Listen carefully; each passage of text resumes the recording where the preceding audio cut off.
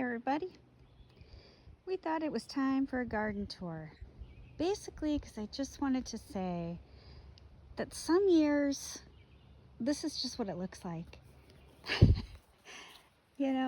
Some years are better than others. Some years you have more time to devote to it, and sometimes you have less time. Jake is keeping an eye on the garden. Thanks, Jake. So I put this black stuff down last year to help me with the weeds, because the year before I spent my life weeding and I didn't want to do that, so we put this down. Well, last year at the end of garden season, we were just so busy that we ended up leaving the black stuff down. And then I was so busy at the beginning of this garden season that I kind of just stuck plants where there was an open hole. And you know what? That's okay. I'm having kind of a rough grow season. I didn't have a great seed starting season. So you kind of just chuck it up and be like, you know what? That's cool. I'm going to get a few things, and then I'm making better plans for next year already. So Jake is next to a green bean plant, which there are several green bean plants around this in this garden area, because my husband loves green beans, and if we weren't going to have anything else, we were going to have green beans. I did plant, this was the one plant that did really well seed starting for me, is the pepperoncinis and the banana peppers.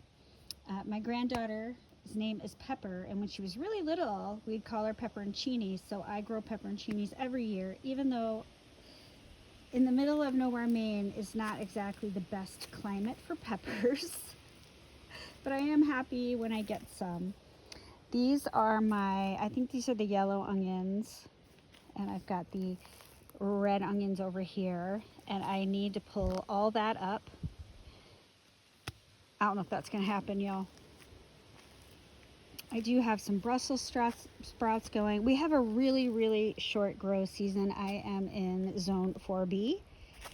And I have to tell you, it has just been, Maine is already cool, but it's been, it's the middle of June and we are getting highs in the 70s. It's cool. And at night, it's already cool. Like I'm worried about having an early frost, but I guess we'll see. This is either cucumber or zucchini. By the time I got that in the ground, I was no longer keeping track of anything. Another Brussels sprout, more peppers, another pepper, some kale. I only grew one kale plant because I had ridiculous amounts of kale last year, and nobody needs that much kale for one little household. So there's my one kale plant. Another pepper, and then for the first time ever, we decided to grow potatoes. We love potatoes, and it looks like the potatoes are doing very well. So we are excited about the potatoes. More peppers. I transplanted some chives over here that do not look like they're doing very well. You have to excuse Jake in the background. He ate some grass, and now he's paying the price for that. I transplanted some of my herbs out of my flower garden to here because they just get big and beautiful, and I wanted to have more flowers over there. So this is oregano. Look at this oregano. It's amazing, right? This is my kitchen sage.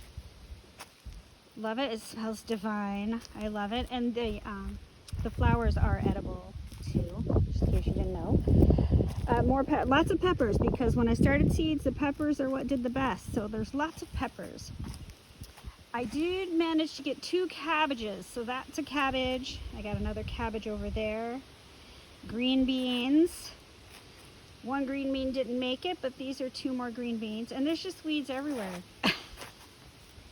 There's just weeds everywhere, and I don't know, dude. I'm tired, and I just don't have time. I'm doing the best I can with the time I have. So here's our tomatoes. Now, everybody else in the US is enjoying red tomatoes right now. We don't get tomatoes till really late in the season because our grow season is so short, and I have to start our tomatoes pretty early, but I can't get these in the ground until June 1st. That's just the reality of the zone we're in. I have to wait until after the danger of first frost, and sometimes we're getting frosts in May. So, but I do have, I always grow 3 different tomatoes. I always have a cherry, a plum, and then a slicer. So that's what's in here. Oh, and I forgot to show you my radishes. This will be our second round of radishes. So that's very cool. Now, normally by now, this little flower bed is full of flowers. And this is where the sage and the oregano used to be. But my flowers are having a rough go of it too. That's a sunflower that'll get really big and beautiful. And I end up tying them to the porch, and they're just gorgeous. I love them. They're the kind of sunflowers that have several different offshoots of flowers, so I can cut them and put them in vases. And there is 3 more sunflowers. Love. This poor guy just isn't giving me anything right now. This is my black-eyed Susan, which should be opening up here real soon. I love this guy. He comes back bigger and better every year. Just beautiful. A little dahlia, which I love dahlias. And then this is my biggest sunflower right now. Love them so much. And then I planted some daisies right there. How cute are those? Look at that. Pretty. I love flowers.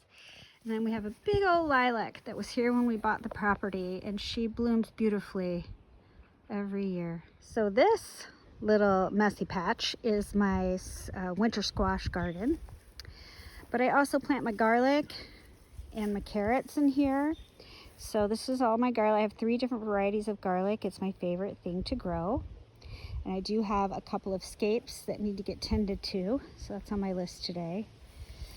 I need to do some weeding, but again, you know, I tend to weed just a little bit at a time so I don't get overwhelmed with it. There's my carrots. Love it. Those big, beautiful, bushy things are asparagus, which is very cool. These are our high bush blueberries. They are not doing very well, and also because these little guys, so we can get a good view of these guys that are beautiful, they tear up my blueberries. So I'm gonna come hunting for them beetles later. So it's really interesting. You get a bucket that has water in it, and you just put a couple of drops of soap, and then I got to come in here and flick them into the bucket. It's a whole ordeal, one by one, to get rid of them. Yeah, real pain. And they just started coming out, so it's the middle of July, so everything had a chance to grow before these things hit the scene. And now in our spare time we will be hunting beetles. These are our elderberries. Love them. See, some of them already have flowers on them, and they give us a great abundance of elderberries every year. They have been very fruitful. And I do like to take some of the blossoms and make elderflower honey. Ugh, it's so delicious. So in this mess, same situation as the other garden, I just left the mess from last year and then just stuck plants in the ground when I could. So I have 3 winter squash there, and they will get big and take over this whole area. One of them is a butternut squash, one is acorn, and one is spaghetti. And there is Jake, and unfortunately my husband put up this green fence in a hurry, and I have to climb over it. There's no door. We have no time. Sometimes you just deal with what you have. So Jake's big catnip plant is right there, and bless him, he just can't even get to it right now. So we're gonna have to fix that. And of course, catnip is a mint, and it is a weed, and mint travels underground by its root system, so it's popped up again right there.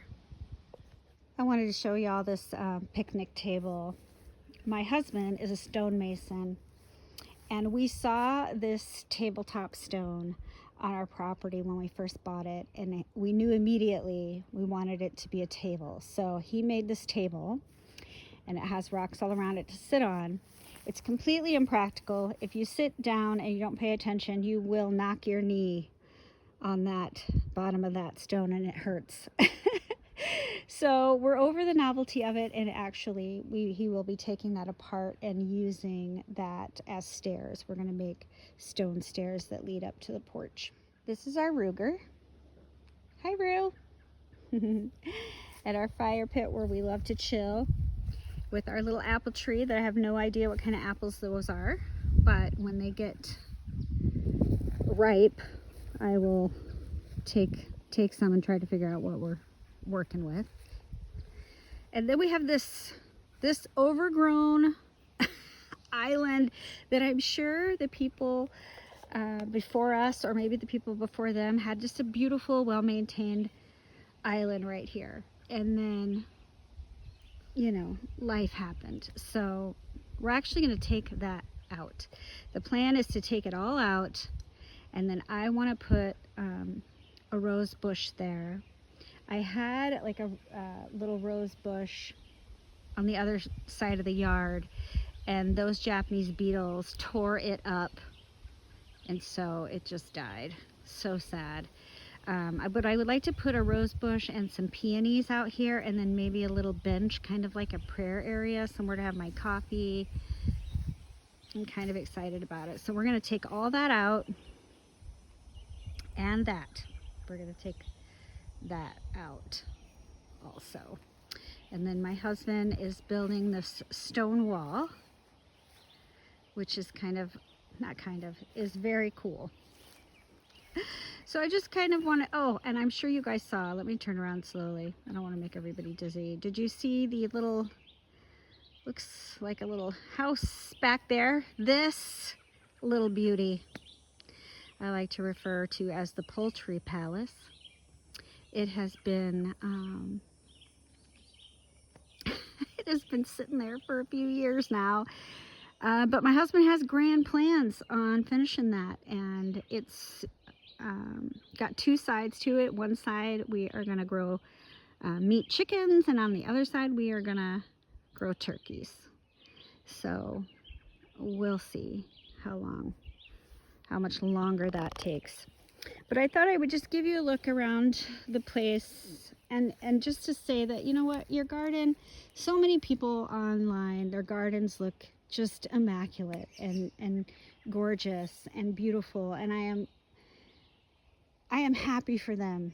But I just wanted to say that sometimes it's okay if your garden just looks like this. It's okay, friends. So thanks for hanging out with me today, everybody, and I'll see you soon.